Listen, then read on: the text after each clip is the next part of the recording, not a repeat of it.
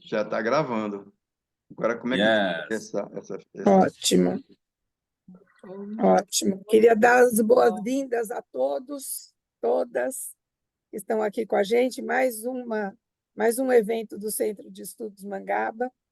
Queria agradecer ao Paulo de Tarso por ter aceito participar, ao Adame, que vai conduzir, a partir de agora, essa apresentação.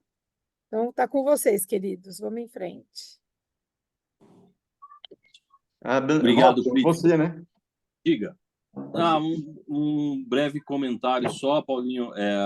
Meus cumprimentos à professora Cristina Helena, querida Cris, prazer estar aqui com vocês. Ao caro professor Paulo de Tarso, querido Paulinho. Não sei por que sumiu. É uma satisfação muito boa estar junto com vocês e a todas as pessoas que estão conosco para essa discussão, para ouvir um pouquinho o Paulinho, para pensar um pouquinho nessas questões filosóficas.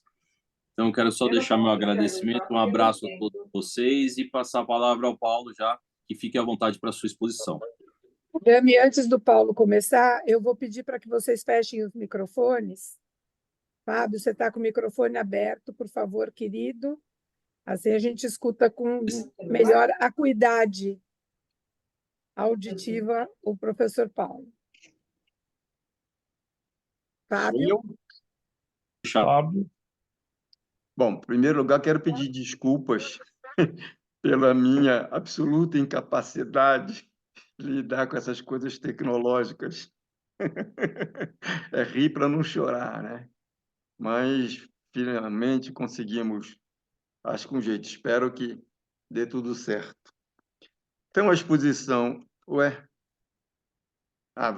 A exposição hoje, né? O que eu vou falar é uma relação entre o Marx, o Hegel e o marxismo convencional. Quem sou eu, né? Estou ligado à FEA USP, que sempre se pede para fazer essa exposição, mas também tem não sei se é blog, não sei o que é, um negócio lá um canal no YouTube, né? Onde eu coloquei um sumário das aulas que eu leciono lá na FEA USP, sobre o tema Marx, a destruição da economia política. Bom, essa exposição, na realidade, é uma preparação para colocar duas questões. A primeira são as críticas do Marx ao Hegel. Elas estão erradas? Elas são fruto de uma dissonância cognitiva? Mais tarde, o Marx teve uma revelação e as recusou?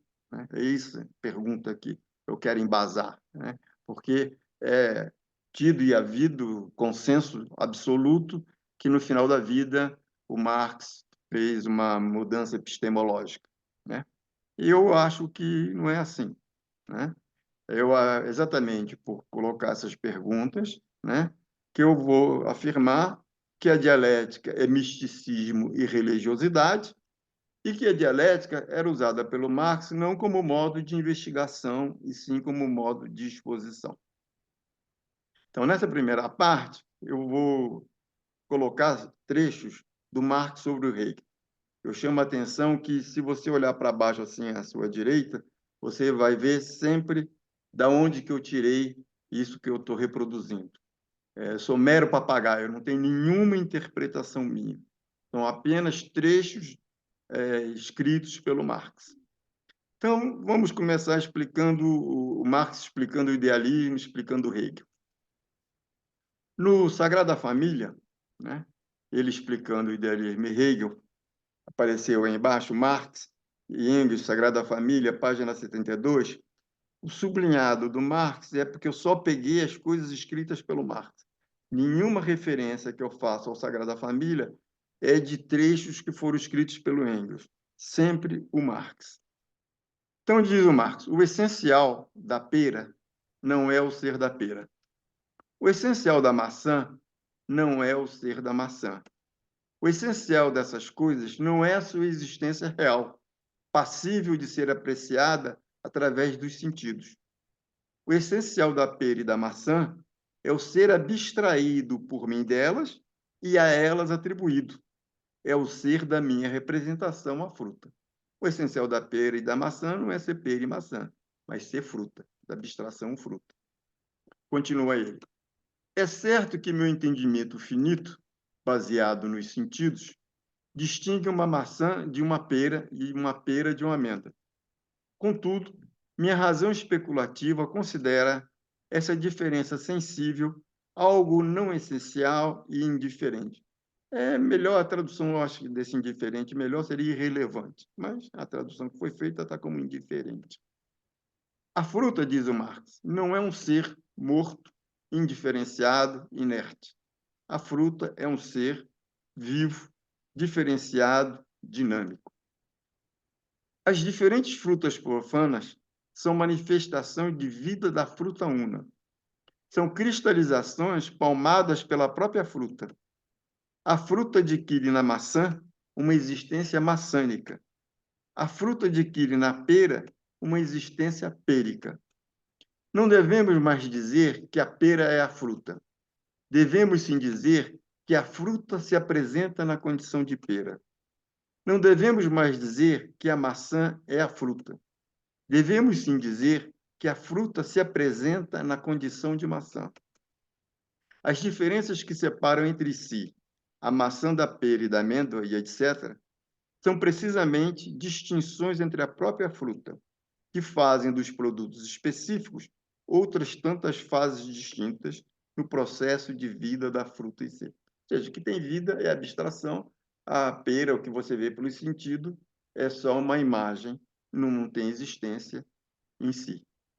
A fruta já não é mais, portanto, uma unidade carente de conteúdo indiferenciado, mas sim uma unidade na condição de totalidade das frutas, que acabam formando uma série organicamente estruturada. A fruta, em cada fase dessa série, adquire uma existência mais desenvolvida, mais declarada. É aquela história de que a razão, né, evoluindo para o absoluto. Até que, ao fim, na condição de síntese de todas as frutas, ela é, ao mesmo tempo, a unidade viva que contém dissolvida em si cada uma das frutas.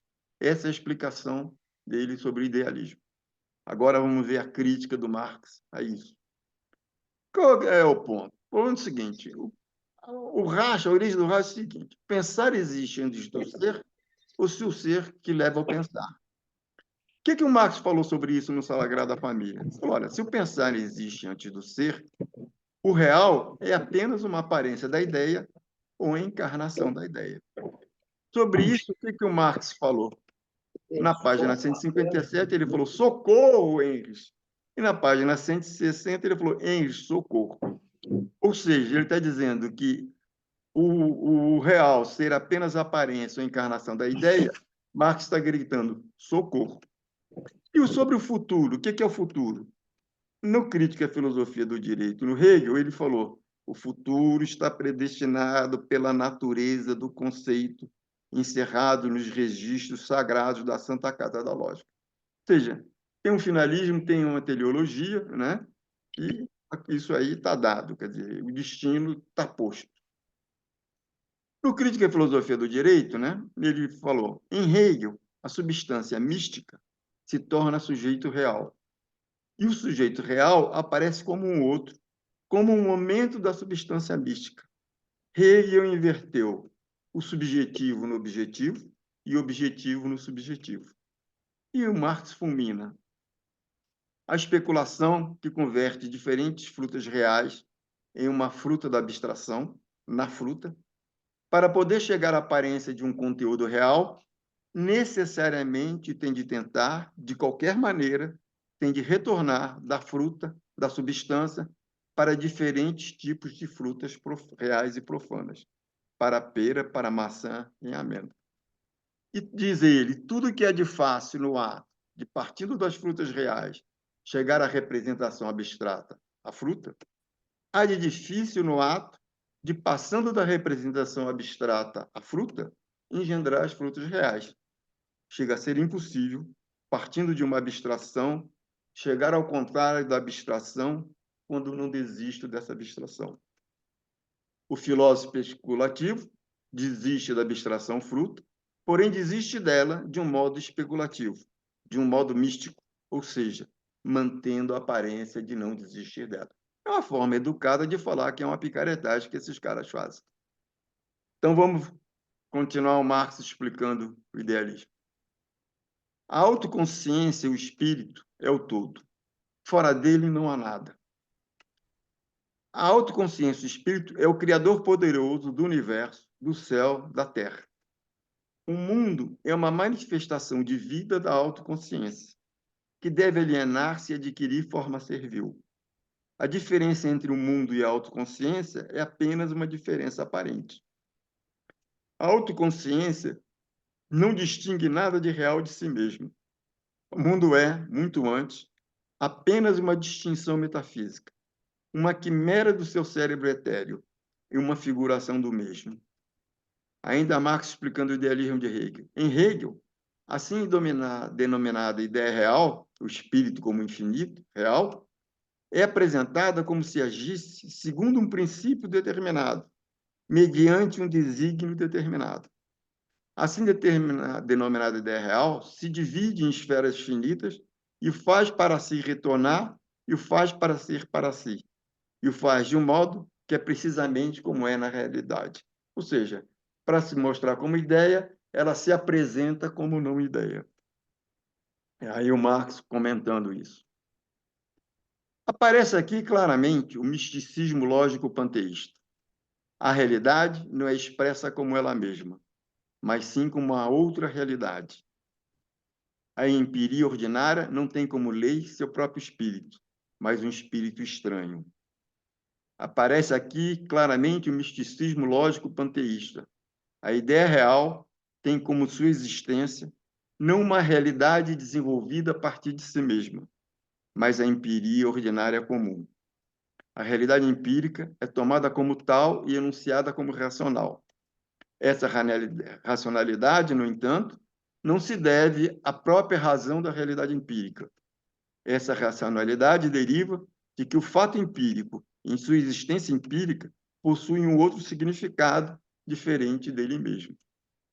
Então, diz Marx, o fato, saído da realidade empírica, não é apresentado como tal, mas apresentado como um resultado místico. Em Hegel, a existência empírica é tomada de maneira crítica, como a verdade real da ideia, pois não se trata de trazer a existência empírica à sua verdade, mas trata-se de trazer a verdade a uma existência empírica. Isso é uma cacetada imensa, né? No que na questão da teoria. A questão de que o conceito, o movimento do conceito explica o movimento do real. O que o Marx está dizendo? Ao invés de você, né, buscar a verdade da existência empírica, o que esses caras fazem é buscar a existência empírica da verdade. Fazer ciência é você buscar a existência empírica da verdade. Você tem uma verdade prévia, né, e você olha para o mundo real e vai buscar a existência dela. Marx está criticando exatamente isso. Marx é um crítico da positividade científica. E o Marx fulmina. Mistificação filosófica. Inversão sujeito-predicado, o sujeito se torna predicado, seu predicado. Aqui é puro Feuerbach. O que ele fulmina? Lá na ideologia alemã. Mistificação filosófica. Do particular, você vai para o geral. Então, dizer, os instintos e as forças dos seres naturais isolados são transformados em instintos e forças da natureza. Do geral, ele volta para o particular. Os instintos e forças da natureza naturalmente se manifestam isoladamente cada um daqueles seres. E aí, do particular vai para o geral, do geral volta para o particular, diz ele. Os instintos e as forças dos seres naturais isolados são instintos e forças da natureza. Naturalmente se manifestam isoladamente cada um daqueles seres naturais isolados. Desse modo, diz ele, a autoconsciência do homem é tacitamente transformada na autoconsciência da natureza dentro dele. O que é mistificação filosófica? Primeiro, de um fato se extrai uma abstração. Depois, em seguida, se explica que esse fato repousa sobre essa abstração.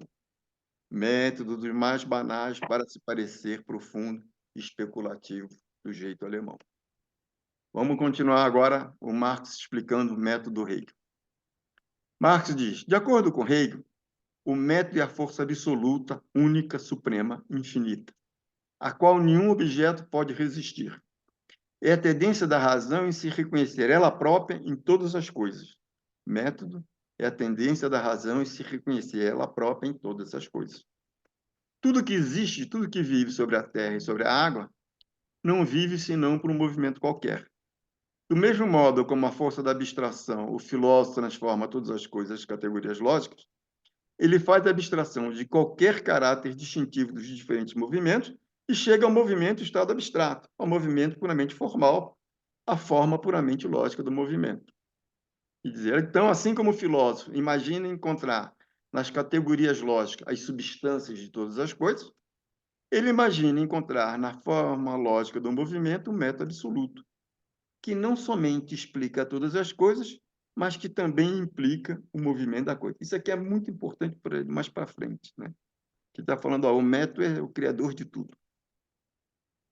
No Miséria da Filosofia, ele dá um passo além, ele diz assim, pega uma casa específica, fazendo sua abstração da forma que a distingue, dos materiais que ela se compõe, você chega num corpo.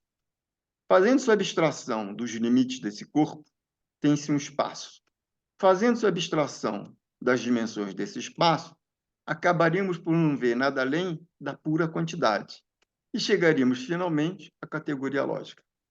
E aí, o que ele fala? O que é o método? Você sai da casa específica e vai para a categoria lógica. Aí, você desce.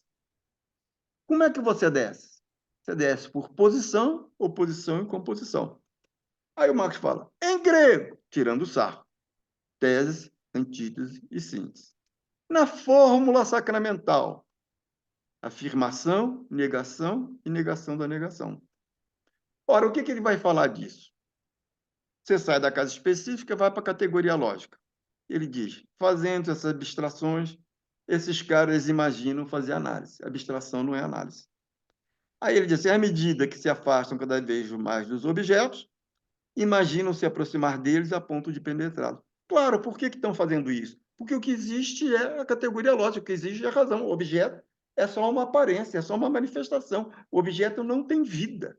O que tem vida é a ideia. Tá certo? Então, quando ele sai do objeto e vai para a ideia, ele está indo para a vida. Aí diz o Marx, bom, mas aí o que você tem que fazer? Você dá uma cambalhota. Né? Você saiu da casa específica e foi para a categoria lógica, para voltar, o que você faz? Você dá uma cambalhota. E o termo é do Marx, tirando o sarro. E como é que você desce? Posição, oposição, composição. Em grego, tese, antítese e síntese. Na fórmula sacramental, afirmação, negação e negação da negação. O que ele diz disso? Olha, saindo da casa específica para a categoria lógica, o Marx chama isso de idealismo acrítico. Dá a cambalhota e desce, ele diz que isso o que é? É positivismo acrítico ou materialismo vulgar. E aí o que ele diz? Olha, inversão sujeito-predicado, mistificação, isso é uma imposição externa, opressão. E aí está a lógica, a questão do conservadorismo inerente à lógica hegeliana, tá certo? Que é a briga dele nos primeiros escritos, batendo nos hegelianos de esquerda, né? Que atribuíam a aliança do Hegel com o imperador ao compromisso pessoal, e ele escreve para dizer, não é o compromisso pessoal do Hegel. O Hegel não é um picareta, não é um sem vergonha. É a lógica hegeliana que leva a esse compromisso. Por quê? Porque o real é racional. Então, ele está batendo na lógica hegeliana, chamando ela de conservadora, né? Diferente do que os jovens keynesianos de esquerda, de keynesiano, até falei que hegelianos de esquerda acreditavam. Bom, e continua ele destruindo. Que com toda coisa sendo reduzida a uma categoria lógica, que com todo o movimento, todo ato de produção, toda ação sendo reduzida ao método, segue naturalmente que todo o conjunto de produtos e de produção e de objetos e de movimento se reduz a uma metafísica aplicada. Ou seja, o que ele diz que é a lógica hegeliana? É uma metafísica aplicada. Continua ele. Aplicar esse método hegeliano absoluto às categorias da economia política e tereis a lógica e a metafísica da economia política. Ou, em outros termos, tereis as categorias econômicas conhecidas de toda a gente, traduzidas numa linguagem pouco conhecida, o que lhes dá o ar de ter acabado de desabrochar na cabeça de razão pura. Ou seja, ele está falando assim, no popular, Pô, esses caras ficam falando enrolado, ninguém entende, aí parece que esses caras são brilhantes, mas eles estão falando bobagem. É isso que ele está dizendo sobre os hegelianos. E continua ele. Com a aplicação desse método absoluto hegeliano às categorias da economia política, elas parecerão se engendrar uma das outras, se encadear e se enredar uma nas outras, tão somente pelo trabalho do movimento dialético. Bom, agora chegamos ao ápice da crítica, do ponto fundamental para o desenvolvimento da parte seguinte. O que o Marx fala do Hegel? A lógica hegeliana tem um dualismo fundamental. Qual que é esse dualismo fundamental? Tratar a universalidade e a singularidade, os momentos abstratos do silogismo, os momentos abstratos da inferência lógica como opostos reais, como antítese real. Ora, isso aí é uma cacetada no materialismo dialético. Tá certo? Por quê? Ele está falando da universalidade e a singularidade, os momentos abstratos da inferência lógica são tratados como antítese real, como opostos reais. Isso está errado. Então, vamos agora para a parte 2, que é esticar essa trilha, né? Vamos lá. Qual é a relação entre o dualismo fundamental da lógica de Hegel e o absurdo processo de mediação? O que o Marx fala? É notável que esse absurdo processo de mediação tenha sido reduzido por Hegel a uma forma abstrata, lógica, por isso não falseável, intransigível. É notável que esse absurdo processo de mediação tenha sido elevado por Hegel ao trono do mistério especulativo da lógica, ao trono do esquema da razão, ao trono do modo por excelência da dedução racional. Por que é absurdo o processo de mediação? Porque os momentos abstratos do silogismo não podem ser identificados como opostos reais, diz o Marx. Extremos reais não podem ser mediados um pelo outro, precisamente porque são extremos reais. Mas eles também não precisam de qualquer mediação, porque suas naturezas são totalmente opostas, porque eles não têm nada em comum entre si. Extremos reais não precisam de qualquer mediação, porque um não necessita do outro, porque um não complementa o outro, porque um não tem em si o seu seio, a nostalgia, a necessidade, a antecipação do outro. Dualismo fundamental da lógica do Hegel. Cada extremo é seu outro extremo, cada extremo é o seu oposto.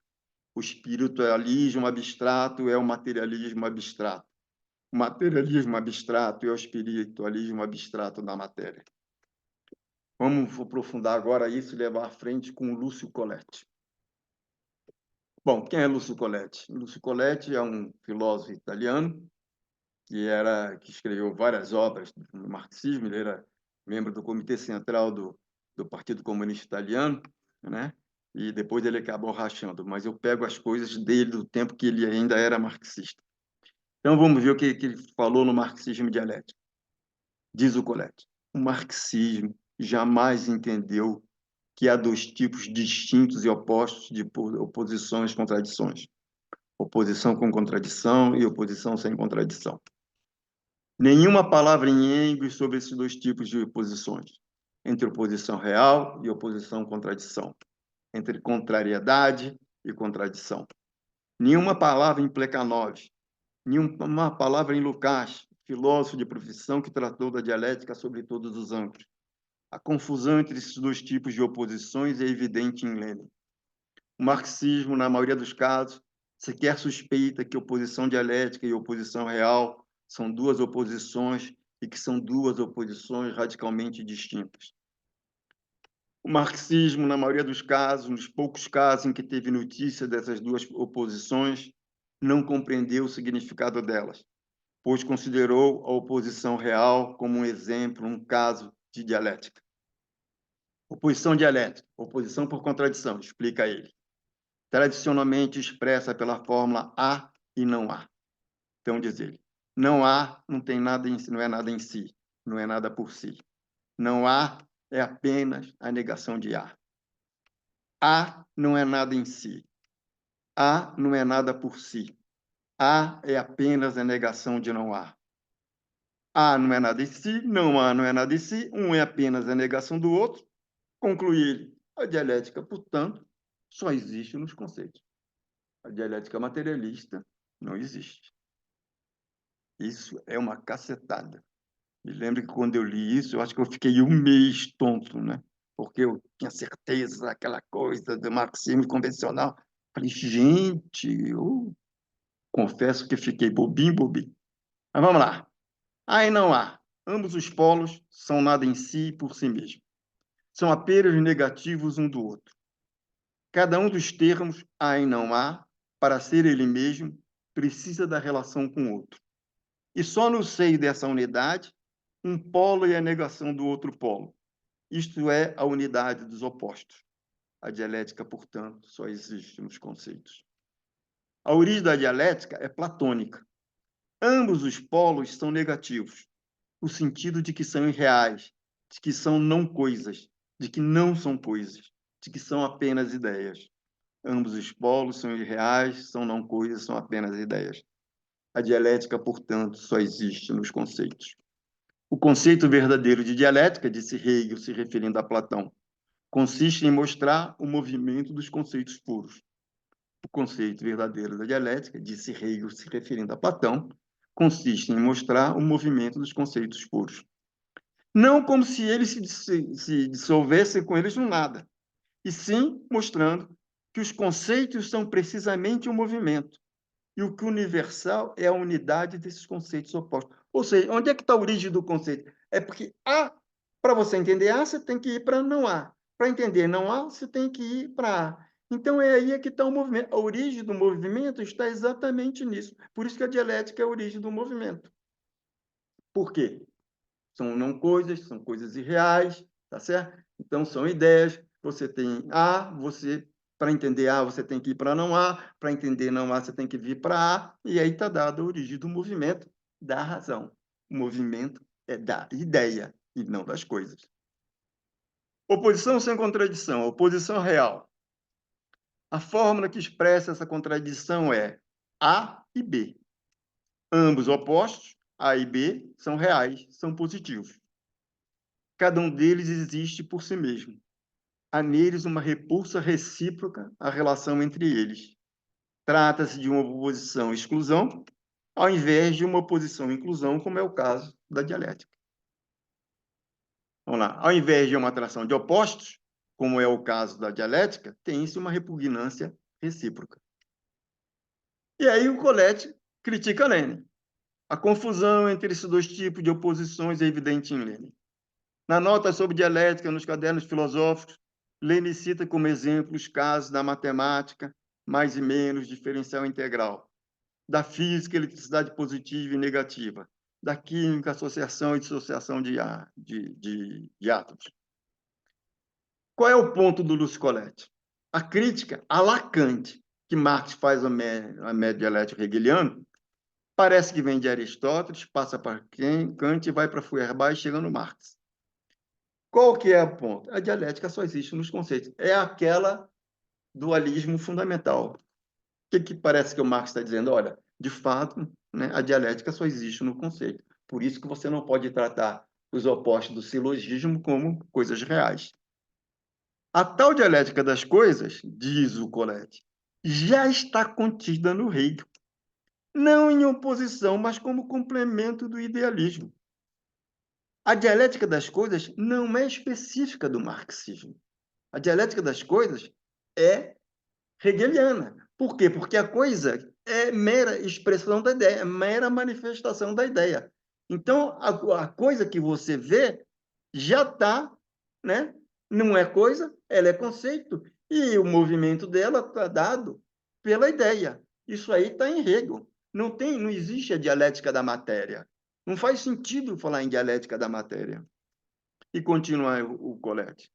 É perda de tempo, em alguns casos é pior que isso, falar-se em dialética das coisas. A dialética só existe nos conceitos. A dialética da matéria, a dialética das coisas, que deveria ser o específico do marxismo, já está toda contida na obra do Hegel. Não em contradição com o idealismo de Hegel, mas como instrumento e meio desse idealismo. O drama do marxismo, diz o Colette, incorrido até mesmo por Engels no seu Dialética da Natureza, é tomar ao pé da letra a dialética da matéria de Hegel como sendo uma forma superior de materialismo. Fim da parte 2. Então, finalizando. Marx disse, o que o Marx falou da dialética hegeliana? Na carta ao pai dele, em 1937, chamou de grotesca melodia pétrea. No Crítica à Filosofia do Direito, falou que Hegel era finalismo, teologia, tinha destino. Na Crítica à Filosofia do Direito, disse que Hegel tinha um dualismo fundamental. No Sagrada Família, criticou Hegel por dizer que o pensar existe antes do ser. Socorro! Na ideologia alemã, disse que Hegel era uma mistificação filosófica. E no Miséria da Filosofia, disse que o método hegeliano era um método absurdo. Ora, então, se é assim, se é isso que o Marx falou, cabe a pergunta: essas críticas estão erradas? Tem furo nisso, em alguma das coisas que o Marx falou disso? Né? O Marx tinha dissonância cognitiva, não entendia direito o que era dialética, o que não era, quer dizer, ele era meio confuso. Mais tarde, o Marx teve uma revelação e recusou isso tudo, falou, não, veio uma revelação divina, a razão baixou nele, e aí ele descobriu que aquilo tudo estava errado? Né? Eu acho que não. Qual é a minha hipótese? Não, isso, se eu estou dizendo que não, né? Se tem aqui que estou dizendo que não, o que eu posso dizer? Que a dialética é misticismo e religiosidade. O marxismo hegeliano, a colagem do marxismo hegeliano, é um marxismo místico religioso que padece dessas críticas que o Marx falou da lógica hegeliana. Ora, se é assim, né, como é que combina, né? Quer dizer, como é que então o Marx falou tanto em dialética? O que eu acho é que ele usa a dialética como modo de exposição. E eu tenho uma dica interessante do Mesaros, dizendo que o Marx costumava usar os termos dos adversários para mostrar o vazio das coisas que os adversários estavam fazendo. Que isso não era adesão do Marx aos adversários, mas simplesmente tentando mostrar na linguagem do adversário, né, que ele estava errado. Então, a compatibilização da forma como Marx escreveu tantas coisas dialéticas no Capital, para mim, é uma forma de conversar, de dizer, de cooptar, de trazer os hegelianos para o seu lado. Mas, se você for, e eu acho que eu já demorei muito tempo, senão daria a parte 3, se você olhar o... Deixa eu parar isso aqui. Agora, como é que eu paro isso aqui? Stop share. Isso. Isso. Se você pegar e olhar o prefácio do Marx, a segunda edição do Capital, que todo mundo diz que ali está a prova de como que o método dele é dialético, eu chamo a atenção o seguinte, presta atenção, ele primeiro descreve o meu método dialético. Em seguida, no parágrafo seguinte, ele diz assim, é preciso separar modo de investigação de modo de exposição. Por que ele está dizendo isso? Em seguida, ele explica o modo de investigação dele. Como é que é o modo de investigação dele? Ele repete basicamente o que ele disse nos manuscritos econômicos e filosóficos. Você parte de um fato presente e vai buscar a origem, como é que aquela coisa se transformou em outra, as diferentes dimensões, as conexões íntimas entre as mudanças. Isso não é dialética. Ele está partindo de um fato presente. E, em seguida, o que ele fala? Ele fala assim, cuidado para não parecer que você tinha uma coisa pré-concebida. Ou seja, cuidado para não parecer que você tinha uma verdade e você foi buscar a existência empírica da verdade. Ora, se é assim, né? Daí, espero ter conseguido explicar, a minha divergência, a minha desavença com o marxismo convencional e a crítica de que ele é místico, é religioso, né? Não tem a característica do Marx destruidor, mas isso teria que ser uma outra exposição. Beleza? Quanto tempo eu falei, Cristina? Acho que uns 30 minutos. Corri para cacete, mas deu. Se deixar, eu até tenho uma parte 3 com mais provocação. Vamos fazer mais uma. Para mim é um jeito novo de enxergar o Marx, tá? Eu acho que a gente podia, Dani, você que está aqui na mediação, por favor.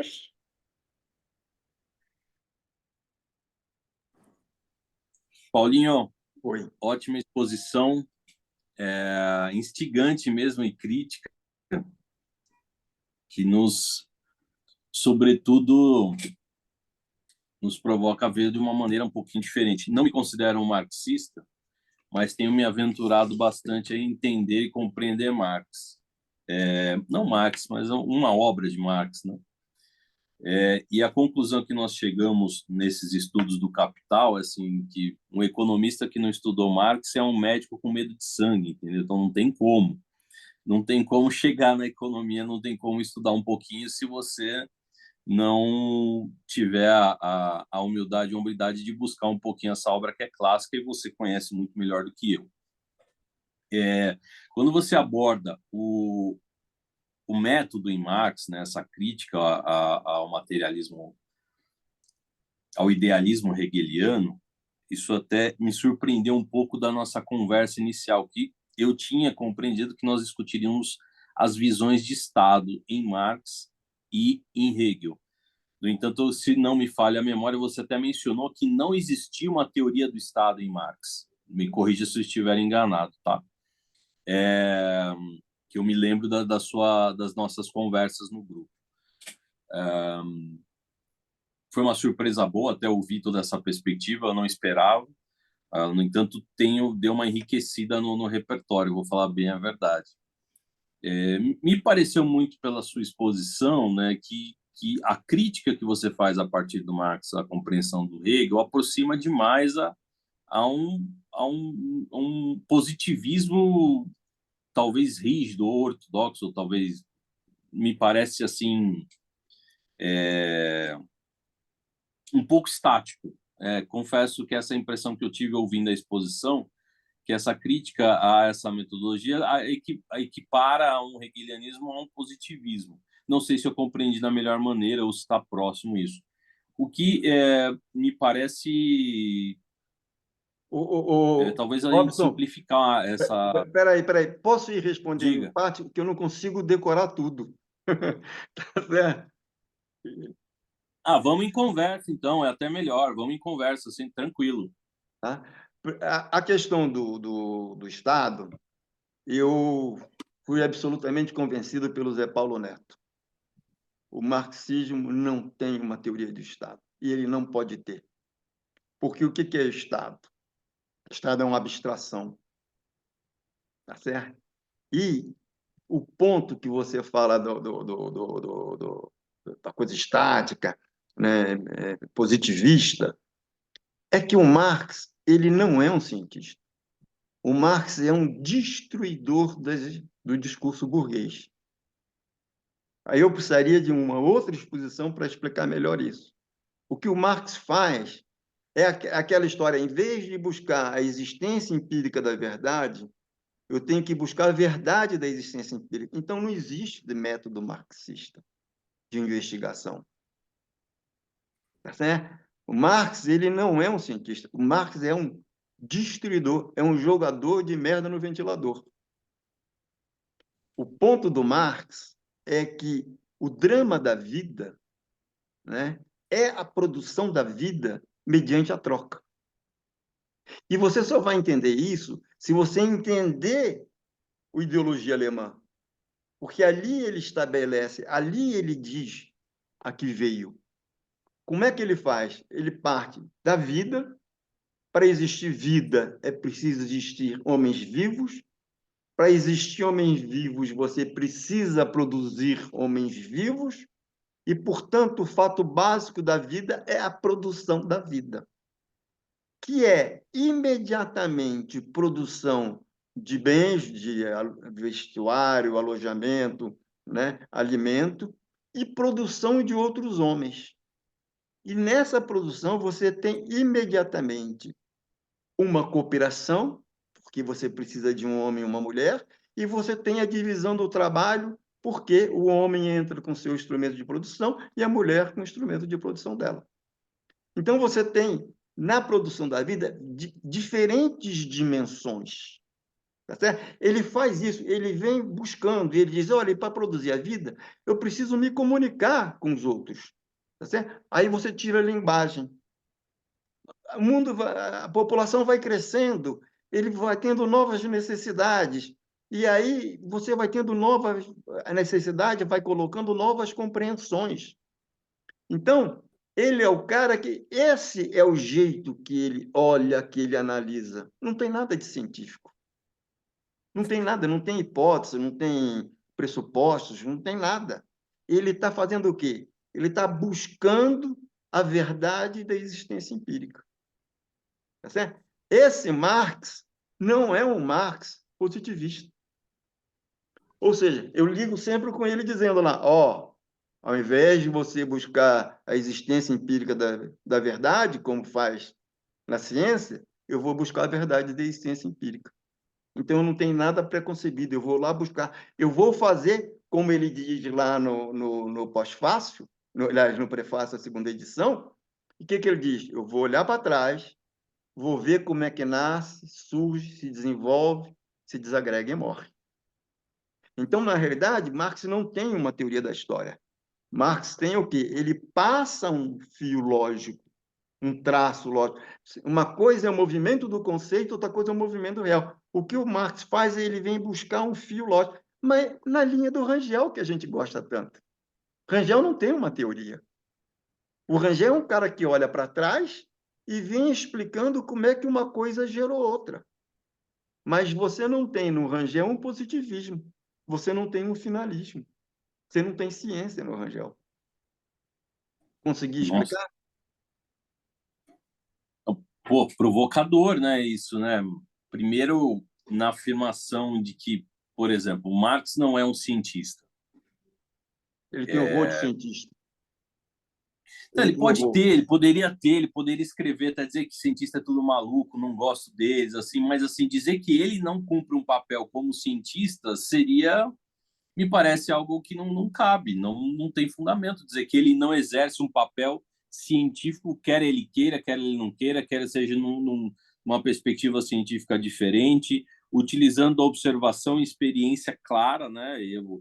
Lendo o Capital, você percebe quão observador arguto era o Marx, lendo, fazendo uma descrição a partir da mercadoria, como se dá os mecanismos de troca, como se faz a geração do valor, do mais valor. Isso é uma observação, não só uma abstração, ele tem observação clara ali. Entendeu? Me parece difícil. A Cris levantou a mão, deixa eu falar já. Espera aí, você pode, mas eu posso responder o negócio do Capital para ele? Pode, mas é que eu ia fazer uma pergunta, acho que em cima disso, mas tudo bem. Não, porque o que acontece? O Capital, para mim, não é uma obra científica.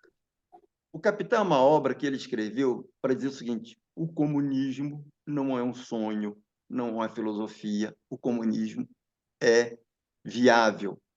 Mais que isso, é uma necessidade prática para você abolir o drama da vida. E o porquê que ele faz isso? Porque na ideologia alemã, ele bate na ideia de natureza humana, ele vem batendo em todo o discurso burguês, tá certo? Quando chega no fim, ele fala assim, mas será que existe alguma coisa inerente à produção que faz com que preço, valor, troca, essas coisas sejam eternos? E o que ele faz no Capital? Ele vai dizer que não. O que o Marx faz no Capital? Ele diz que valor de troca e valor de uso não tem nada a ver. O que ele faz no Capital? Que a transformação de valor em preço é um negócio aleatório. O que ele faz no Capital? Ele está dizendo o seguinte, olha, as leis da economia política, ele repete o que ele falou nos anos 40. As leis da economia política não são leis férreas, elas são alienação. E o marxismo convencional transforma o Marx em dizendo que existe lei férrea. Quando ele está dizendo que teoria do valor é uma babacagem, é uma fantasia, é uma criação social, o pessoal vê ele corrigindo a teoria do valor. Bom, na hora que ele diz que que o trabalho que entra no valor de troca não tem nenhuma relação, não tem um átomo do trabalho concreto que produz o bem útil, acabou, matou. Quando ele diz que o valor de troca não tem um átomo do valor de uso, das características que fazem um bem útil, ele matou. Ele está falando isso aqui é alienação, isso é criação social. Se é criação social, Robson, eu posso abolir. Ele está escrevendo o Capital para dizer comunismo é viável. Ele não está fazendo ciência como o marxismo fez. Porque o que acontece no marxismo convencional? Transformou Marx num cientista social e tirou dele tudo que é fantástico, que é o grande não a todo o conhecimento existente até então. E colocou ele como uma hipótese alternativa ao conhecimento existente. E ele não é uma hipótese alternativa ao conhecimento existente. Ele é a destruição, ele é a morte do conhecimento existente. Então, quando lê economista, marxista, para mim não faz o menor sentido. Para mim é um absurdo, é uma leitura absolutamente errada. Porque você traz o Marx o quê? Em corregedor de alienações. Você transforma ele num economista burguês. Ah, se eu quero entender a burguesia, então eu vou entender o Marx.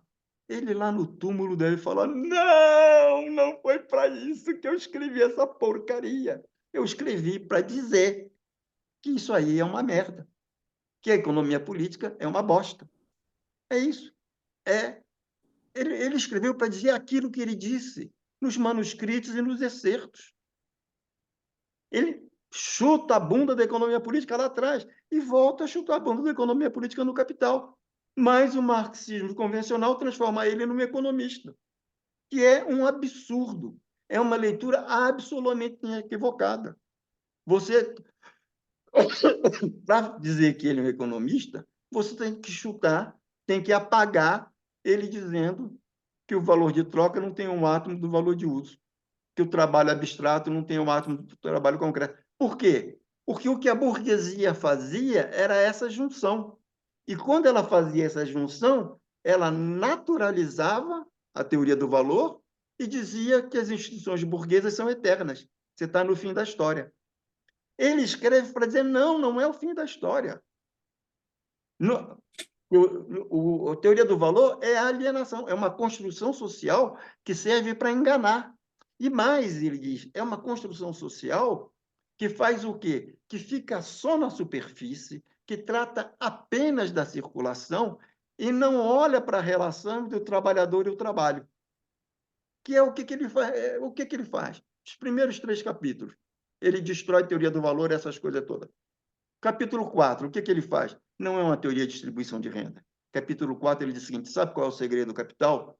É que ele não paga o trabalhador pelo seu trabalho, ele paga para o trabalhador continuar sendo escravo. Ele está denunciando, não é uma questão de vamos distribuir renda, diminuir a exploração, não. Ele está dizendo, olha, trabalhador, você não ganha pelo seu trabalho, você ganha para sobreviver como empregado dele. É isso que é o capítulo 4. É aí que é a teoria da exploração. Aí o capítulo 5, em seguida, ele está dizendo o quê? Olha que merda. Você pega o capítulo 5, você vê manuscritos, você vê lá excertos sobre João Mil, ele falando do trabalho externo, do sufoco da vida, do drama que é a vida sobre assalariamento. Então, quando você pega os 5 primeiros capítulos, ali está a essência do que o Marx está falando. O resto é complementação,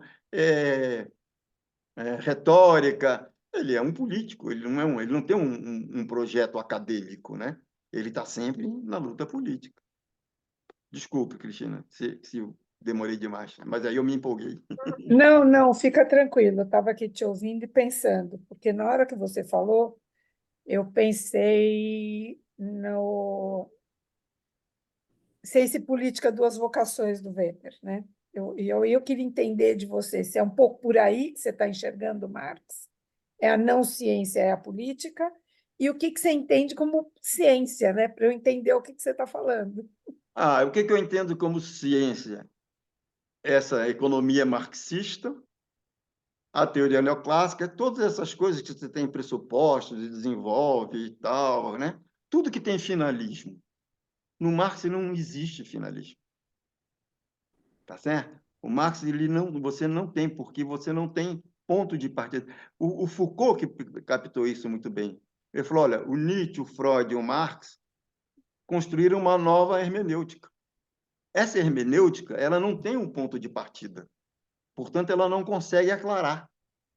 Tá certo? Você não tem como comparar, aclarar essas coisas. A única coisa que essa hermenêutica pode fazer é destruir a interpretação concorrente. É a forma que eu faço. O Marx está sempre brigando com alguém. Ele nunca está construindo um modelo alternativo. Ele está sempre batendo em alguém. Então, ele não é um cientista. Ele é o cara que ele quer desnudar, desvelar, desmascarar a farsa burguesa. O que ele quer dizer é o seguinte, olha, gente, enquanto você produzir a vida com base na troca, tua vida vai ser um inferno. É isso que é a mensagem do Marx. E não é essa a mensagem dos marxistas convencionais. É o contrário, é uma mensagem de esperança de que amanhã você vai ter um dia melhor quando for comunista. Nunca falou isso. Tá certo? Ele simplesmente está falando, ó, abole as instituições burguesas e a gente vê o que a gente constrói. Tá claro? Consegui me explicar? Ou seja, é um Marx destruidor da economia política. É um Marx destruidor da interpretação burguesa para a vida. E ponto. E só isso. O que ele quer é a revolução. Ele não quer dar uma coisa. E todo marxista convencional tem uma fé no futuro que é religiosa. Então, mas aí quando você fala que ele quer a revolução, ele quer a revolução ou ele vê um mecanismo de transformação que aí é interpretado como precisamos da revolução? Aí eu não entendi. Eu tenho, do que eu li do Marx e do que eu lembro do que eu li do Marx, porque há muito tempo que eu não leio, mentira minha, porque eu voltei a ler alguma coisa por conta do curso do Nakatami que eu fiz agora. Eu não me lembro de, em nenhum momento na obra marxista, assim, o que eu lembro é de ter um movimento dialético que vai trazer o movimento da transformação, e não que vai haver uma revolução. Então, essa é a domesticação do Marx. Você pega um destruidor e transforma ele num cara legal, que dá uma movimentação legal, que dá um fim legal. Essa é uma operação ideológica que o marxismo promoveu. A impressão que eu tenho do Marx, Cristina, é que ele escreveu uma coisa na vida, questão judaica. E passou o resto da vida tendo que se explicar daquilo que ele escreveu na questão judaica. Tá certo? E ali, no questão judaica, como é que o marxismo convencional lê? Esse texto é bom porque ele é a favor do sufrágio universal. Eu digo, hein? Insano. Porque a emancipação política é pré-condição da emancipação humana. Hein? Ele escreveu para dizer a emancipação política é uma fraude, é uma farsa. Ele está dizendo, os judeus, a igualdade de vocês, os católicos, não liberta vocês. Vocês vão continuar presos, porque só a emancipação humana liberta. O que vocês vão libertar é o Estado da opressão da religião. Ele está dizendo para os judeus, a emancipação política é uma fraude. E o marxismo vê isso como que é pré-requisito. Por quê? Porque a dialética é mística, como disse o Marx. A dialética é finalista. A dialética é a razão em busca da autossuficiência. É otimista. Você vai para Deus. Você tem um futuro. É como o católico, o cristão. É esse Marx que foi abandonado, que o marxismo convencional jogou fora. Né? Ele é o cara que quer tocar fogo no mundo. Aí, o que faz a operação ideológica? Transforma ele num cientista, que tem um futuro, que a gente vai lá e tal. Aí, o que você tem? Os partidos comunistas absolutamente subordinados à burguesia. O Partido Comunista virou o partido da ordem, partido da razão. Enquanto que o Marx, que eu leio, é o da negação da razão burguesa. E o Partido Comunista e os comunistas hegelianos veem a razão burguesa porque ela é pré-condição para uma razão superior. Porque vem uma melhoria, você vai para o céu. É essa religiosidade que o Marx entra batendo nos caras. Os escritos dele nos anos 40 são escritos batendo horrores nisso, destruindo essa visão. Mas o que acontece? O que os caras leem? Lê o Capital, né?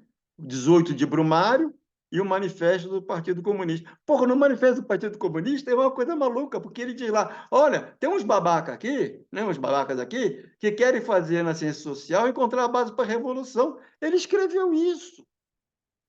Ele critica quem quer buscar na ciência social a base para a revolução.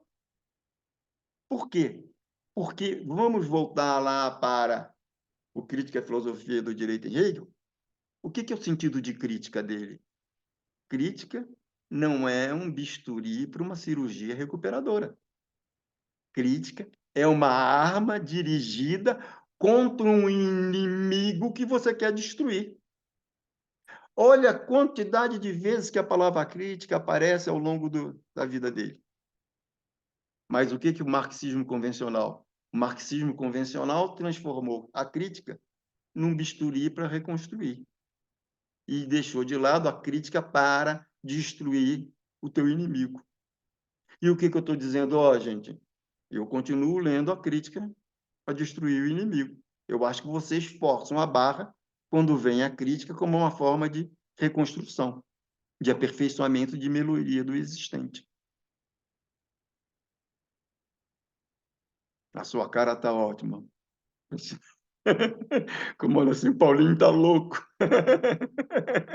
Não estou achando, não. Estou achando tudo muito coerente, muito consistente. Eu estou entendendo o que você está falando.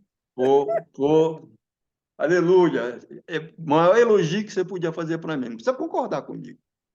Mas o maior elogio é falar, entendi, você... Eu, de fato, eu não sei se eu concordo. Eu precisaria fazer uma releitura para dizer se eu concordo ou não, mas entendo e faz muito sentido. Cristina, eu fui criado nessa tradição que eu hoje desprezo. Eu fui criado.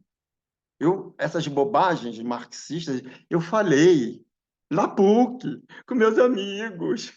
Tá certo? Era aquela coisa mística. Todos nós, Marx, Engels, dialética, papapá, essa bobagem toda.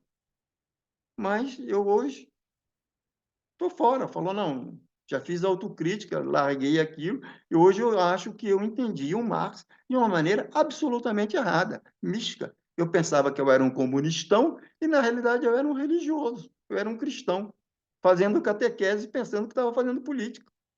A gente tinha mesmo aquela coisa, tá? Isso era religiosidade. O que virou a chave? O que virou a chave foi ler o livro do Colette. Eu tinha muita dificuldade. Os meus amigos achavam muito fácil ler Marx. Eu li e não entendia porra nenhuma. Eu tinha uma dificuldade, ia, voltava. A minha cabeça era confusa. Até eu tinha intimidade, eu cheguei a cogitar desistir de ler Marx. Até que caiu às minhas mãos a introdução do Lúcio Colletti aos primeiros escritos do Marx na edição da Pelican. Aqueles coisas de antigamente, edição de estudante e tal. Quando eu li ali, primeira coisa que o Colette faz, ele desvincula Marx de Engels, que os caras têm ataque. Ele diz assim, olha, presta atenção, esses primeiros escritos, quando foram descobertos, foi uma surpresa generalizada, porque eles desmentiam tudo que se falava sobre Marx. A ponto do Partido Comunista da Alemanha, quando publicou as obras do Marx, deixou de fora essas coisas. Por quê? Porque nessas coisas que foram descobertas depois, o Marx está dizendo o seguinte, olha, a lógica hegeliana é uma merda, é reacionária, é conservadora, e é por isso que ele está alinhado ao imperador. E aí o colega diz, mas o Engels, em 80, quando voltou ao assunto, repetiu as coisas que ele falava em 40, que é aquilo que o Marx criticou. Ou seja, o Engels não entendeu a crítica do Marx. Porra, isso para mim foi assustador e fascinante. A coragem do Colette de enfrentar ele, filósofo, marxista, membro do Comitê Central do Partido Comunista Italiano, falar, o Engels não entendeu Marx. E ele diz, o problema é o seguinte, que Engels chegou ao comunismo pela economia política e o Marx chegou por levar a crítica filosófica do hegelianismo à sua última consequência. E aí ele junta Marx com Feuerbach, a questão da inversão sujeito-predicado, e aí começou a abrir um mundo para mim. Essa discussão com dialética, aí começou a abrir um mundo para mim imenso. Aí eu comecei a ler diferente. Eu reli coisas, eu falei, gente, como é que eu entendi errado? Não é possível, como é que eu não vi? Qual é a explicação que eu tenho? Porque eu já li com óculos do marxismo convencional. Então, quando eu li com óculos, eu li aquilo que esse óculos queria que eu entendesse, e não de fato o que estava escrito. Que é uma crítica que o Marx faz aos hegelianos.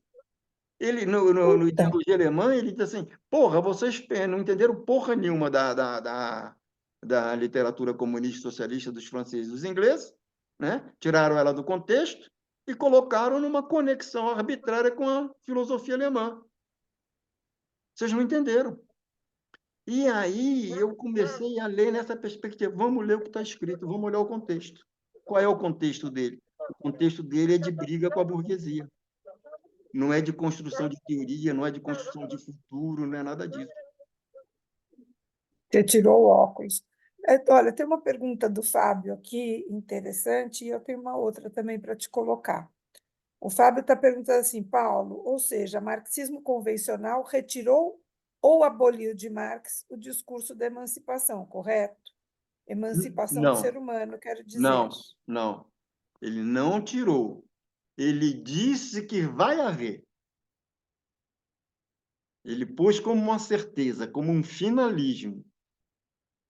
E o Marx está falando, se não jogarmos merda, se não destruirmos... Porque é muito interessante, Fábio, é porque as pessoas dizem, mais para frente, que o Marx, a luta de classe, sentou mais para frente. Não, lê direito a introdução da crítica à filosofia do direito no Hegel, que o Marx já fala em luta de classe. A dissolução da sociedade como classe é o proletariado. Lá ele já está falando. Você tem que dissolver a sociedade. A questão da dissolução da sociedade burguesa já está lá pelo proletariado, já está no Crítica à Filosofia do Direito. E, no entanto, todos os marxistas falam, não, foi lá depois, a primeira vez foi lá no Manifesto Comunista, depois da influência do Engels e do Hegel. Falou, como? Ele está jogando merda no Hegel e está falando que a dissolução da sociedade como classe é o proletariado? Como é que é depois, anos depois? O que é isso? Para mim é luta de classe, isso para mim é dissolução da sociedade. E eu vou buscar a origem na tese de doutorado dele, na briga entre Demócrito e Epicuro. Está lá a origem disso, está lá. E antes disso, a carta dele para o pai, dizendo que Hegel era uma grotesca melodia pétrea, que conforme ele foi lendo, ele foi tomado de uma fúria irônica com relação aos escritos do Hegel e dos hegelianos de esquerda. Mas isso tudo, não sei o que esses caras fazem aí, parece que eu que sou mal intencionado. E aí a pergunta, quase para a gente caminhar para um encerramento, aonde entra o Kant nessa história toda? O Kant é aquela dualismo fundamental. É ali que entra. Foi aí que eu conheci o Daniel, pelo seguinte, porque eu conversei com o Zé Márcio e falei, olha, eu tenho um garoto aqui que está fazendo uma monografia, porque eu sempre chamava atenção, olha, Essa parte aqui, que o Colette chama a atenção, da crítica à filosofia do direito, em que o Marx faz uma crítica ao Hegel, a Lacan. E o Colette diz que acha que veio pelo Feuerbach. Eu não sei, mas tem esse negócio aqui. Aí, esse garoto, ele era chazinete, da turma do Chazin, né? E veio fazer o curso comigo. Primeira prova eu dei 0, porque ele respondeu tudo a lá Chazin, eu dei 0. Aí ele viu que se não lesse as coisas que eu mandei, ele ia ser reprovado, começou a ler, né? Aí, quando chegou no fim, ele falou assim: professor, eu posso fazer minha monografia, o senhor me orienta na minha monografia para buscar essa história do Marx com Kant? Eu falei, beleza. E já vi que era um garoto diferenciado. Aí ele foi estudar e ele viu uma ligação do Colette com Luporini e Kant. Então ele falou, olha, tem a dos Kant, né? Tem coisa, então, e começou a ver aí. Aí eu comecei a entender, falei, pô, eu voltei com esse negócio do Kant, eu voltei para prestar atenção, porque é um pedaço pequeno do Marx ali, né? E ele falou, pô, de fato, esse negócio do dualismo fundamental nunca tinha me chamado a atenção da forma correta. Tinha passado. Aí eu falei, porra, esse negócio aqui é arrasador. Por quê? Porque se ele está correto, o materialismo dialético é uma bobagem. E é o Marx que está escrevendo. Quem fala é uma crítica puramente kantiana, né? Os momentos abstratos do silogismo tratar como opostos reais. Isso está errado. E é o Marx. E ninguém, todo mundo, não conheço ninguém que... Olha, nunca li ninguém chamando atenção para esse negócio. É aí que veio na exposição, veio o Galípolo e o Daniel. E aí, o Daniel falou, não, você, o Marx está interessante, porque você está retomando um Marx que é o oposto do que a filosofia ocidental no pós-guerra diz. É o acaso. E eu digo, pô, mas então você lê lá o Marx falando. Qual é o problema da economia política? É transformar o acaso em algo acidental. A lei do mundo é o acaso. Pô, quando o Marx diz que a lei do mundo é o acaso, isso é uma pancada na ciência. Por quê? Por que ele fala do Hegel? O futuro está presente no conceito. E não tem lugar para o acaso. Quando ele diz a verdadeira lei do mundo é o acaso, é porque você vai por um caminho e vem um acaso e vira para lá, é ele que é a lei do mundo. Não é a direção que você ia, mas o acaso que te virou para lá. Entendeu?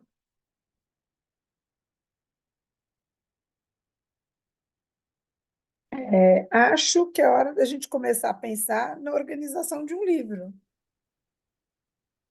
Olha, sempre me pede, mas Vou lançar o escrever desafio. é muito difícil escrever isso. Eu tenho muita dificuldade. Eu já estou velho, entendeu? Mas você está entendendo, Cristina? De fato, eu tenho uma profunda divergência. Não dá para ter contato com o marxismo convencional. Paulinho, Oi. Paulinho, tem recursos hoje. Você pega a sua fala e grava, fala no recurso que já vai transcrevendo e depois você só Nada, aí, ó, ajusta. teu Isso, coautor aí, ó. ó, isso Ó, aí mas tem mais tem um que ser escrito e comentário. publicado. Precisa. Tem um comentário do Fábio aqui, em cima da tua fala. Se compreendi bem, Marx insistia na abolição da sociedade de classes. Só assim haveria emancipação completa do ser humano? Exatamente. Só Nota quando você 10. acabar com a troca. Tá certo? Você tem que abolir a troca. Como é que ele pode ser um cientista, um economista, se a proposta dele é abolir a troca? Quer dizer, você transformou ele num teórico daquilo que ele quer destruir? É um negócio ensandecido. Que economia marxista é essa? Isso é uma maluquice falar em economia marxista. Ele queria destruir as instituições burguesas, e você diz que ele está corrigindo a teoria do valor. Ele está dizendo que a teoria do valor é uma fraude, é uma farsa.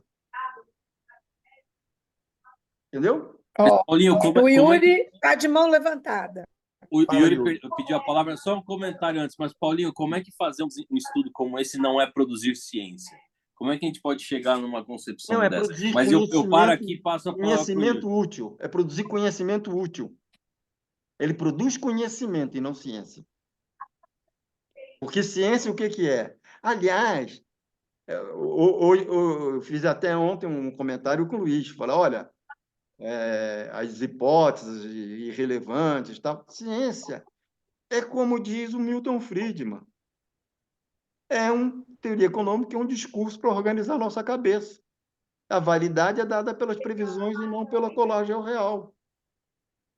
Tá certo?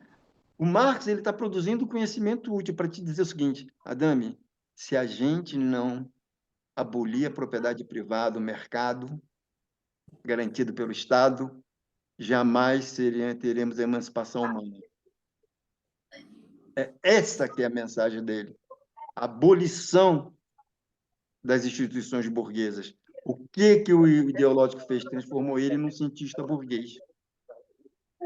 Paulinho, acho que a gente precisa caminhar já para o encerramento. Vamos ouvir o Yuri.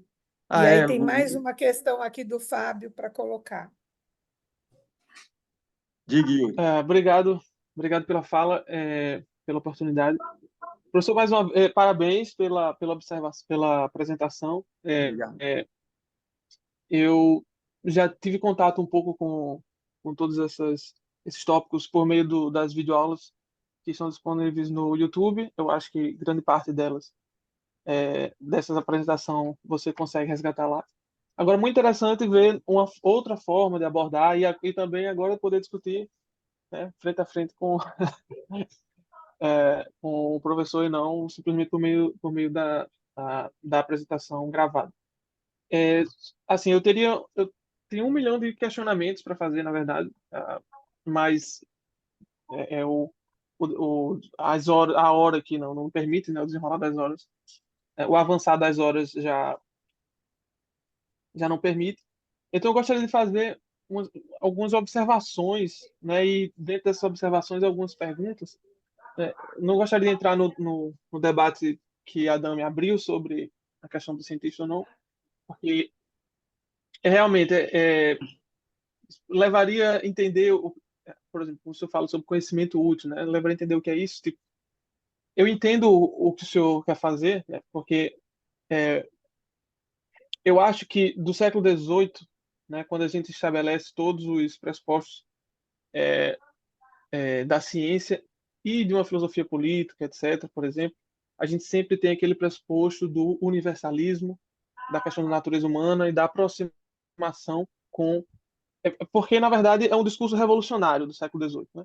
Está lá em todos os filósofos marxistas, né, que vão trabalhar, por exemplo, com filosofia da história, com teoria política do século XIX, você entende, por exemplo, que a maioria dos discursos, né, do iluminismo para frente, eles se voltam por uma perspectiva revolucionária e aí procura um fundamento que não é o fundamento da autoridade, né, atual, né, busca uma nova fonte de legitimidade e essa fonte de legitimidade vai ter que buscar pressupostos universalistas, né? Então, por exemplo, você vai ter desde um materialista francês como é o Rollbar, né, que é discutido lá por Plekhanov, vai falar sobre o cara é materialista, mas ele vai tentar, por exemplo, buscar na natureza humana, na razão, outras fontes de legitimidade para uma estrutura política que não é uma estrutura política burguesa, né, que não é aquela baseada, por exemplo, uh, no poder religioso.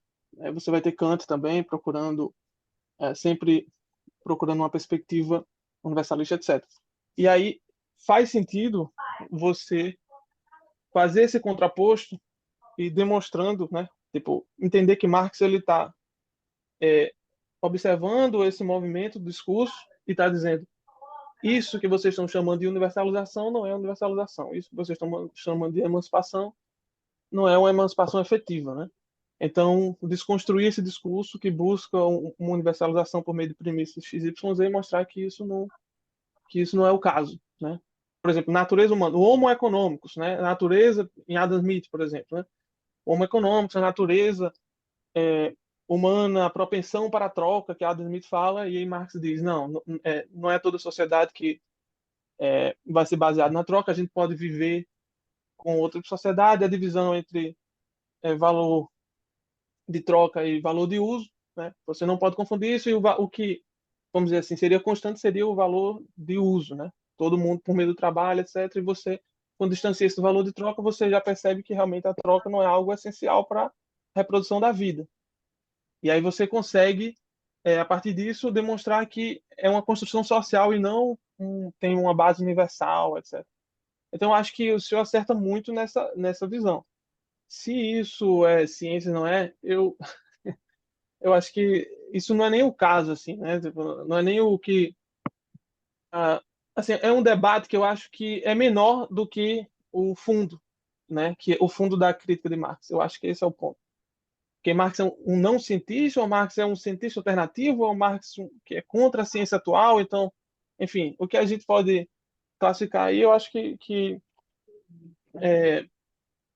não é tão produtivo quanto pensar nesse fundo que o senhor destaca bem. Eu acho que faz muito sentido, porque existe realmente uma ruptura ali. Quando a gente está estudando o Capital, né?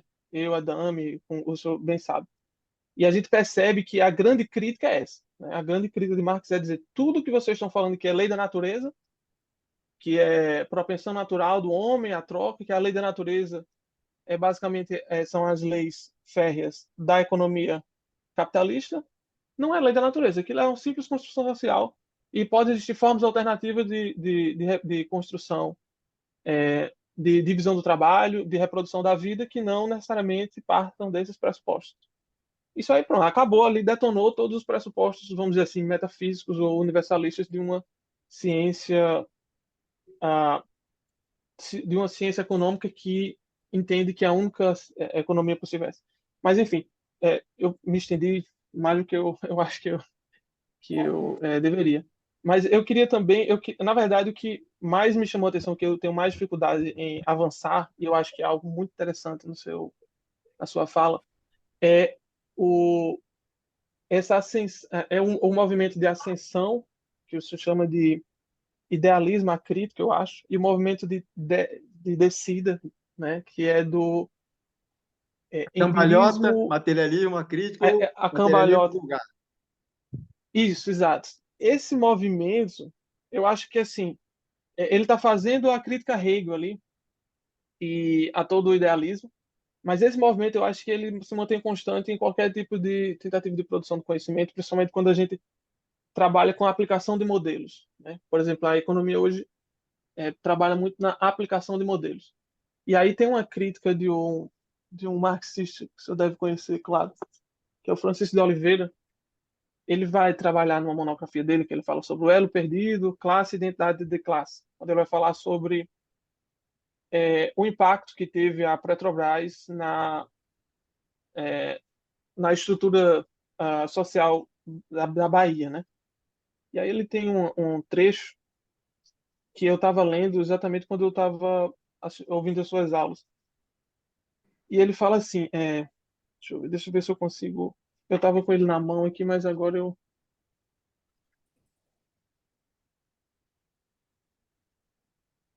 Só um minuto, tá?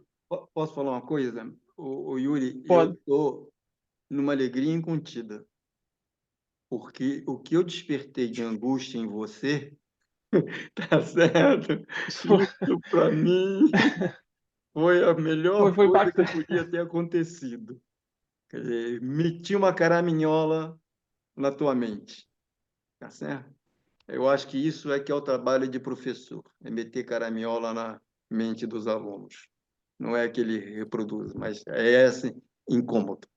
E também contente porque eu me remeti à juventude. Essa angústia que você está, essa coisa, foi o que eu passei quando comecei a ler o Colette. Não foi uma coisa suave, encontrei a razão. Não, gente, aquilo, eu sofri. Como? Então, tudo que me ensinaram estava errado? E que absurdo! É dolorido, né? Porque eu acreditava, de fato, naquelas tolices todas, né? Então, eu me identifico e tenho empatia com a sua inquietação, tá certo? Eu acho que foi com uma Inclu- inquietação dessa que eu mudei. Obrigado, professor. Inclusive, eu mandei uma mensagem, né, falando sobre realmente como foi uma cacetada, né?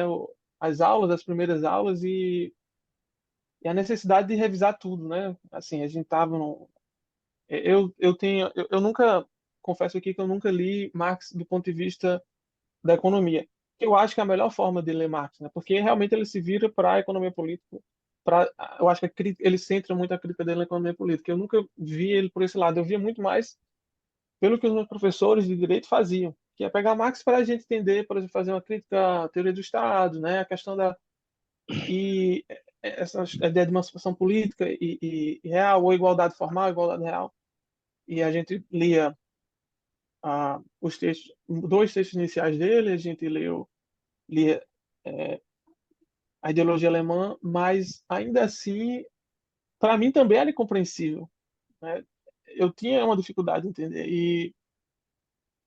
Primeira vez que eu li Quando eu me ideologia alemã, aprofundei. tive a mesma dificuldade. Aquilo, a dificuldade do Marx, Yuri, é porque ele não é um acadêmico fazendo um projeto de estudo. Ele é um cara que está na luta, na labuta. Então, ele dá uma porrada em você, dá uma porrada em mim, dá não sei. Aí você tem que ter o trabalho, você precisa ler tudo para voltar e entender o que ele quis dizer com aquilo. Você tem que reconstruir o pensamento dele. Não é evidente, porque ele está batendo um no outro, ele não está construindo para explicar para você como ele pensa. Entendeu? Então, a ideologia alemã, eu levei um tempo para poder entender qual é o sentido. O sentido é dizer o seguinte: o homem é socialmente determinado, ele não tem uma natureza. É esse que é o fio condutor de tudo que ele fala no ideologia alemã. Ele está querendo exatamente dizer: olha, se o homem é socialmente determinado, que é o vídeo 3 que eu mostro, o que é o vídeo 4? O que torna o homem egoísta é o vídeo 4, que é o quê? Que é a troca. E ali, alienação, fetichismo, tudo que ele vai falar no Capital já está ali. Né? Lá no Capital ele põe nomes e tal, mas quando eu tenho um slide mostrando que tudo que ele está no Capital, ele estava já antes, nos anos 40. Ele só elaborou um pouco mais, mudou o nome, papapá, mas o conceito está lá nos anos 40. Paulinho, Oi. a dificuldade, só um adendo aqui que foi bacana, isso que você falou da dificuldade de compreender o pensamento dele. Uma impressão que nós chegamos no grupo discutindo sobre o Capital é que também a formação dele, que vem do Marx, que é parte de uma formação jurídica, que vai para a filosofia, e depois se debruça fortemente sobre o pensamento econômico da época, por si só já forma uma trajetória que é muito difícil de categorizar. Ele forma um pensamento muito específico ali, que é muito... Tanto que, né, se considerarmos, na concepção tradicional, Marx está entre os clássicos dentro da sociologia, da economia, enfim, em algumas outras. Filosofia também. Então é muito difícil de categorizar em que tipo de pensamento ele se adequa. Ele realmente é absolutamente expansivo assim na forma de escrita. Né? Vou apresentar aqui a última pergunta do Fábio. O Fabião está perguntando para ti, Paulinho, é o seguinte: então, se a troca for abolida, como uma sociedade pode subsistir?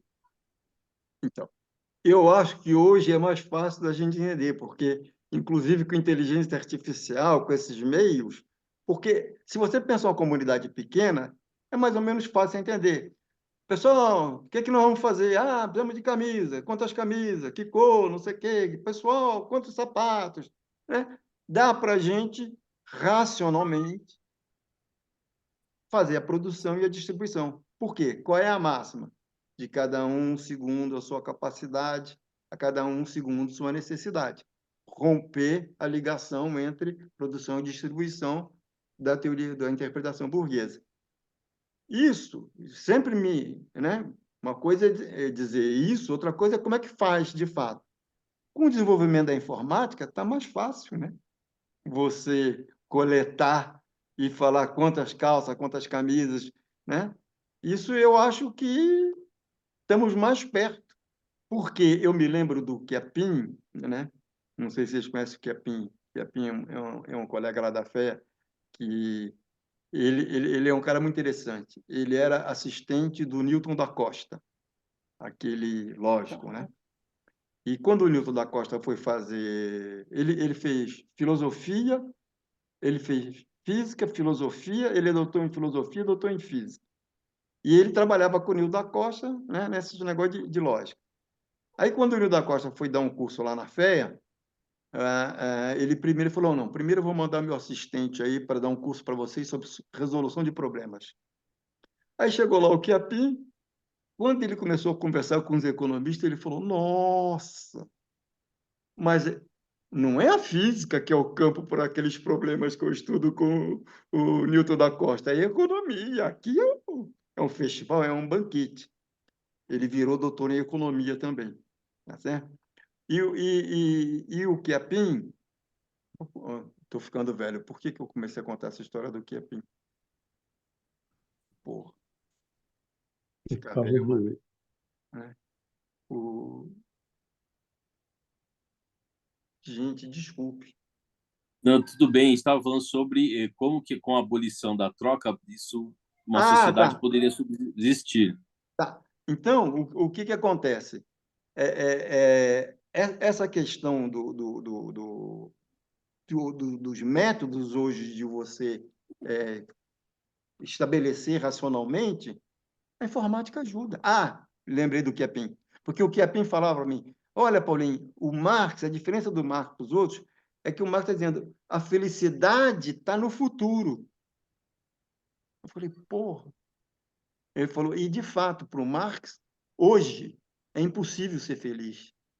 Por quê? Que como você produz a vida mediante a troca, como você trabalha para ganhar vida e não para expressar você, você tem um trabalho externo, um trabalho estranhado, você é um fudido na vida.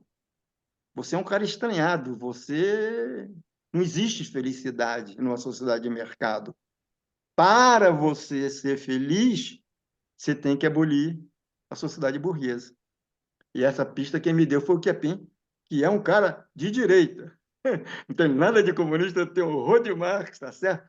Mas é um cara campeão. Né?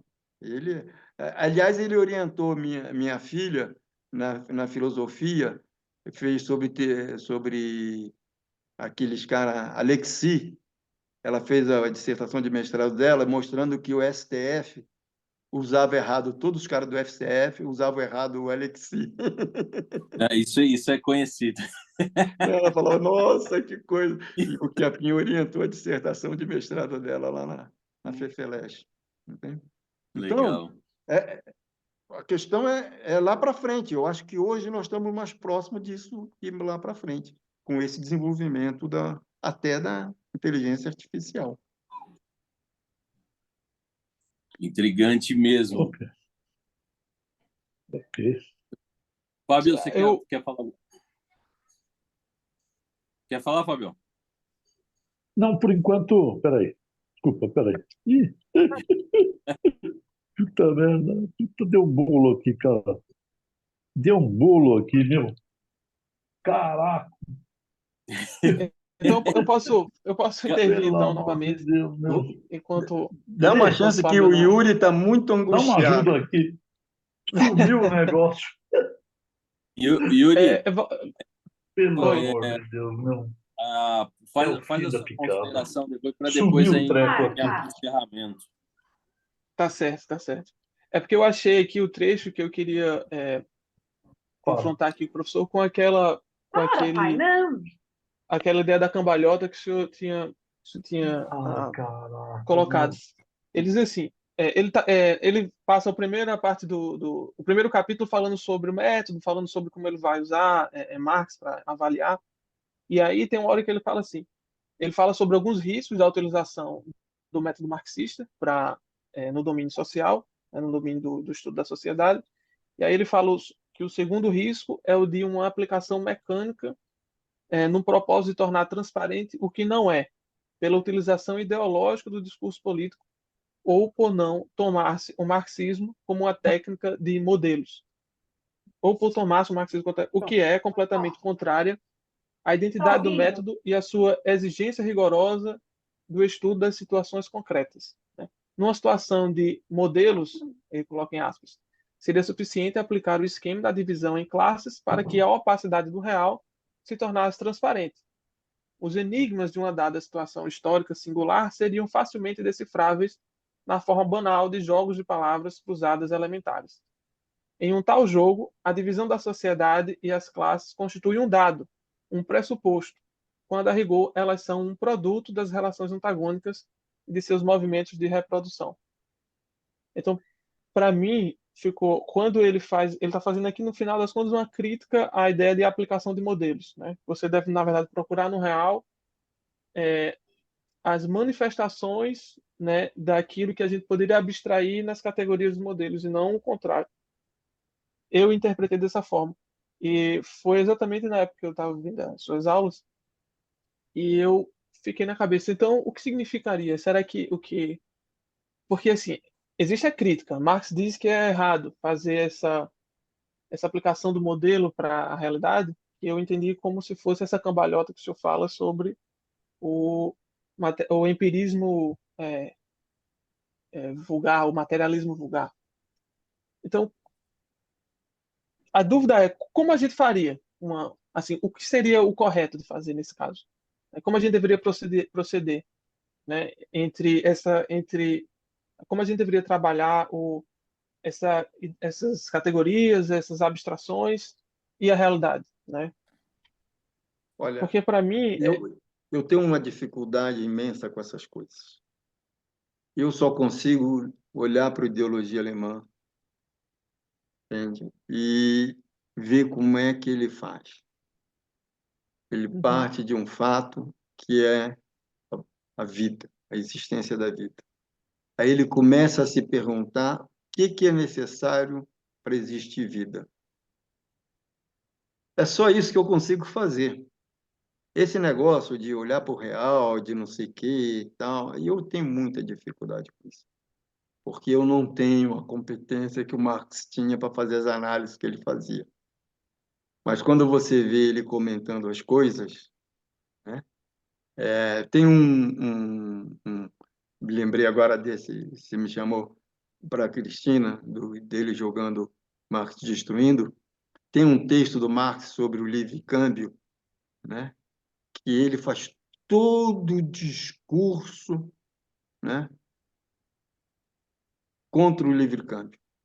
E ele conclui, mas eu sou a favor porque o livre câmbio acelera a destruição do existente. Ele prefere dizer, não, eu quero porque é para jogar esse negócio na lata do lixo.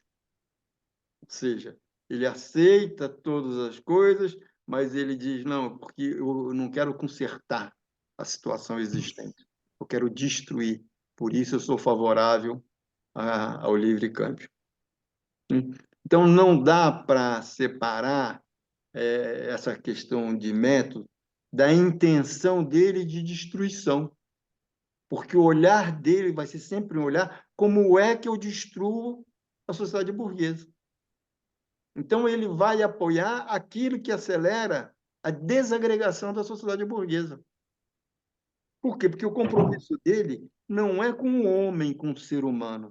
O compromisso dele é com a revolução, com a emancipação do gênero humano, do ser humano. Então, quando você vê marxista, o camponês, eu digo, gente, isso é uma maluquice. O camponês é uma coisa do passado. O MST, tem que apoiar o MST, produção familiar. Eu digo, gente, isso aí é um bando de reacionarismo. Você tem que destruir esse negócio todo. Acabou, isso é uma bobagem. Tá certo? Esse negócio de MST é uma tolice burguesa. Os TED, não sei o quê, isso aí no que eu li do Marx e do Lenin, é tudo burguesão, é tudo pequeno burguês, é coisa do passado. Então, Yuri, não tem uma... Porque a perspectiva do Marx é sempre o que eu tenho que fazer para destruir o existente. Então, ele não quer compreender. Tá claro? Ele não tem um esquema de compreensão. Cada coisa que ele for analisar, ele vai fazer de um jeito para entender como é que aquilo se coloca na questão da destruição da sociedade burguesa. Por isso, Robson, que ele não é um cientista, porque ele não dá um método para você aplicar nas várias situações. Não tem o universalismo que o Yuri falou.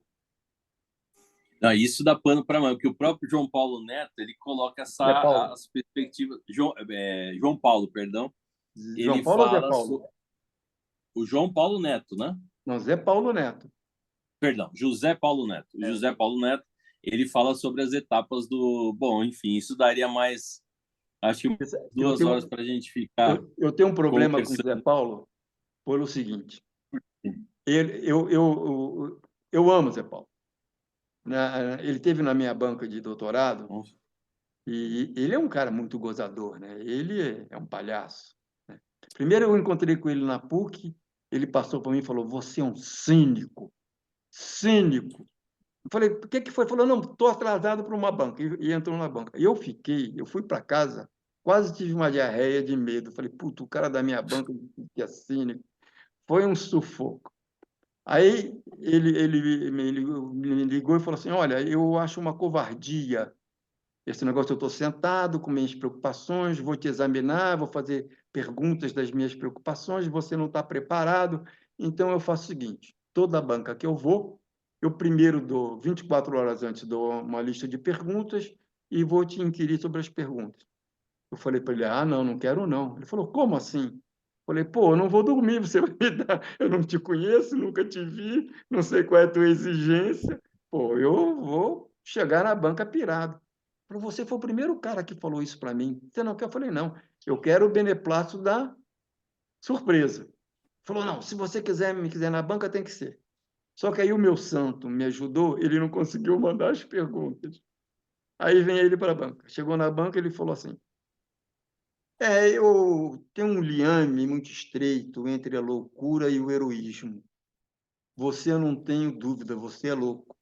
Você não é um herói. Porque você está dizendo que tudo que a esquerda brasileira falou sobre o tema nos últimos 50 anos está errado. Isso tem que ter muita coragem, muita, né, coisa. Aí ele continuou e falou assim: "Eu li a sua tese, e eu concordei. Passou um tempo, falei: ela está errada. Aí eu li de novo. Acabei, falei: não, ela está certa. Passou um tempo, falei: está errada. Li pela terceira vez e concordei, depois achei que está errado. Como eu não consegui provar teu erro, eu vou te aprovar". E eu lá olhando, o cara falando: "Eu vou te aprovar", que eu não consegui provar o teu erro, né? Ao final, quem puxou o 10 com distinção e louvor foi ele. E aí a gente criou um relacionamento, tal. Uma vez ele falou: "Você vem para minha casa que nós vamos escrever um texto junto". Eu fiquei intimidado, porque o Zé Paulo é um monstro, né? Eu confesso, eu fiquei intimidado. Eu falei, e não fui. E perdi o contato. Aí mandei para ele, quando eu comecei a consolidar essa forma de ver que ficou maduro em mim, eu mandei um e-mail para ele e não me respondeu. Aí eu tentei de todo jeito, não consegui. Aí agora, recentemente, um amigo encontrou com ele, eu falei: "Você vai encontrar com ele?". "Vai". "Então fala de mim". Aí ele falou, o Zé Paulo falou: "Nossa, eu adoro aquele cara". Pô, falou para a mulher: "Pega o telefone dele, né? Eu quero conversar". Ele sumiu, eu quero conversar com ele, né? Que a gente tem muita coisa para conversar. Aí a mulher falou: "Manda para esse e-mail que ele lê tudo que está, deu o e-mail que ele realmente lê as coisas". Eu mandei e não consegui retorno. Então, eu não sei se tem problema do meu e-mail com esse e-mail dele, porque eu não acho que ele seja um charlatão, um mentiroso, né?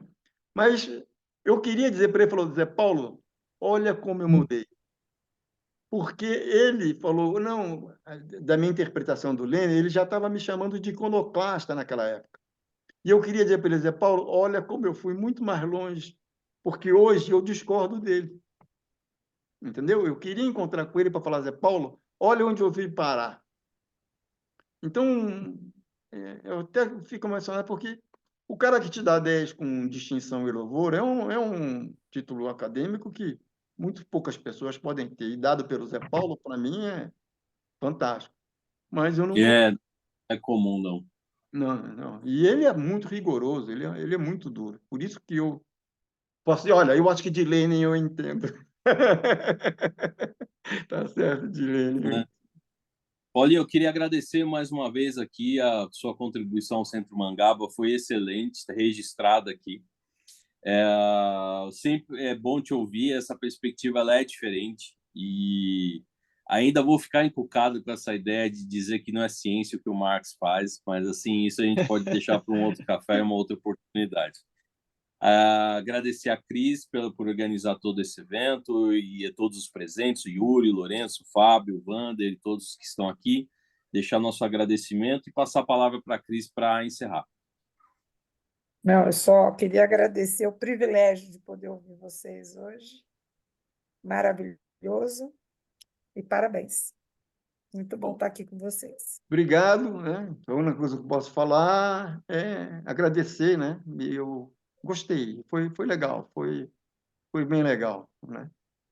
Seja o começo de um debate incrível, que a gente vai postar esse vídeo no YouTube e os Agora, comentários são sempre eu preciso... Gravou mesmo isso?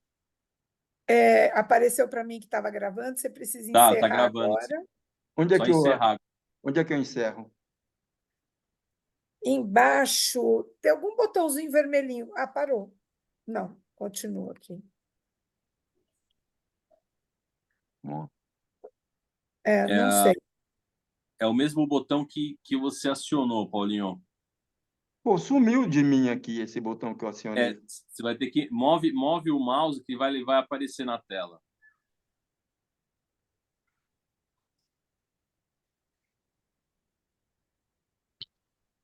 Só aqui no End, será que é?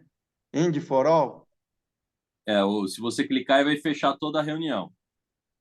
Posso fechar? Aí vai parar de gravar. Ou não? Aí ele vai gerar o arquivo. Então vou fazer isso. Vamos ver se dá certo. Em nome do Pai, do Filho, Tchau, do gente. Espírito Santo também. Tchau.